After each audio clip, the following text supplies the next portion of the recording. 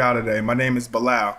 I want to thank everybody who watched my video yesterday, and I want to apologize to them for the language that I used because I could have used a better choice of words. Like I said in the beginning of the video, I was just talking from the head and I was just talking from the heart. This video is a lot cleaner. This is just another episode of What's Really Real, and the topic today is called What About the Kids? In the Black society today, everybody has so much to say about the kids. Why are so many kids going gay? Why are so many kids in prison? Why are so many kids on drugs?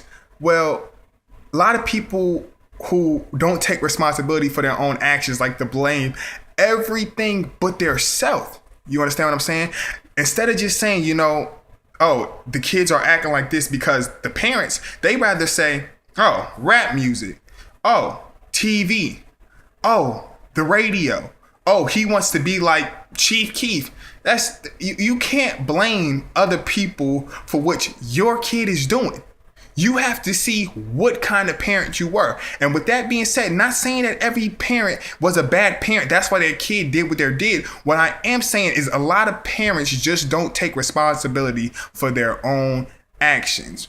The first topic of today is Black people need to learn how to stay with the person they created the kid with. In the Black society today, too many kids are used to the stepmom, stepdaddy type relationship. And when you look at this, you don't think of it as a big deal. But me being a father at 19 years old, I see that's a big deal because you got to understand, your kid is an image of you. So the bond is already there. They naturally know who their mom is. They naturally know who their dad is because they have the same blood, the same gene, the same personality of both his parents running through their body. So that bond is already instilled. Now, when I'm saying by that, why did I say stepdad, step parents? Because when you don't have a father in their life or don't have a mother in their life and you throw a stepmom, a stepdad into their life, the bond that they have with their natural parents is already gone. Why is it already gone? It's already gone because they don't have the same blood running through their body. It is not the same feeling. They have to now start all over, get to know the kid. Then they have to learn how to love the kid and accept the kid for who it is and understand. And then there's a lot of jealousy with step parents too. A lot of step parents are jealous because, oh, it's not my real kid, or, this ain't my real kid. Or it can mess with your kid because if the step parent gets with any one of the spouses and have a kid of their own, they're naturally going to treat that kid a little bit different because it's naturally their kid. So with that being said, the Black community needs to know who you lay down with is not the kid's fault. Point blank, period. Not saying that y'all have to be together because that doesn't always work like that. And I get it. But a lot of people break up for their own personal reasons. And what I mean by that, this is just real, and I hate that it sounds like this, but this is what it really is.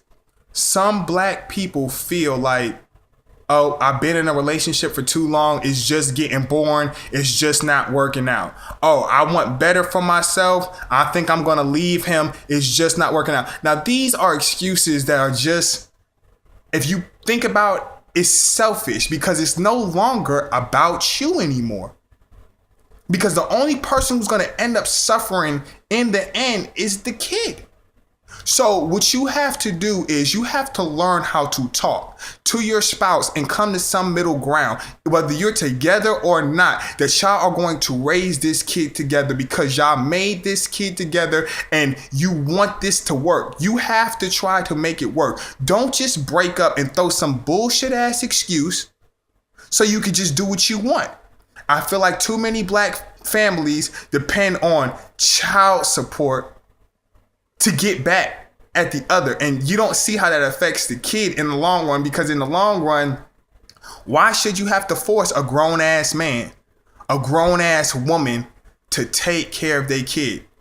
If they don't want to be bothered with the kid, let me tell you something. This is real. Court ain't going to make them want to be bothered with the kid either. That $250 is not going to replace their parent. Period. The second issue with the black community and kids, the way that they talk to the kids. I see a lot of black parents talk to their kids like they're just somebody in the street. I've been to people's house, and this is crazy, but what I'm saying is true. Early in the morning, I've heard moms scream at their daughter, "Bitch, get the fuck up and make your bed." And you be thinking to yourself, bitch.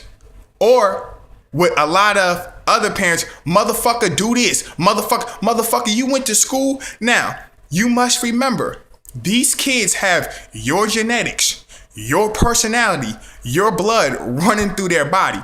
So, think of it from your point of view. You would never let nobody call you a motherfucker, "Do this. Bitch, do this." So, if you wouldn't let nobody talk to you like that, why do you talk to your kids like that? What that does is that sets up a wall between you and your kid. Your kid is not going to want to talk to you about a lot of personal stuff because he feels, or she may feel, like all you're going to do is say something rude, hurtful, and it sets up a bond where they would rather go out and talk to somebody else and listen to their bullshit rather than listen to you because you don't know how to talk to them. If you want your kids to respect you, you're going to have to respect your kids like they're somebody, because you got to remember, there are an image of you. And if you don't like people talking to you like that, trust and believe your kid has your personality, your blood, your genetics running through their body, and they don't like being talked to like that. You have to talk to your kids like they're somebody. You don't call your kids stupid. You don't tell them that they're not going to be nothing. You talk to them like they want to be talked to. Like, as for me, I got a daughter named Callie, and when I talk to her, I call her beautiful.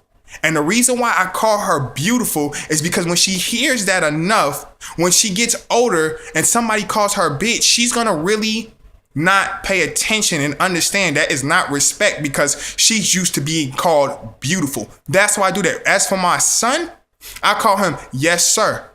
How are you, sir? Because when you build that level of respect, that's what they would like to be respected. I'm not going to call them, "What up, my nigga," because that's what they get used to. And then you wonder why black people call each other nigger. It's because that's what the parents talk to them like. If you want your kids to be talked to respectfully and you want them to have a self-loving respect about that self, you as a parent have to instill that in them by the way you talk to them.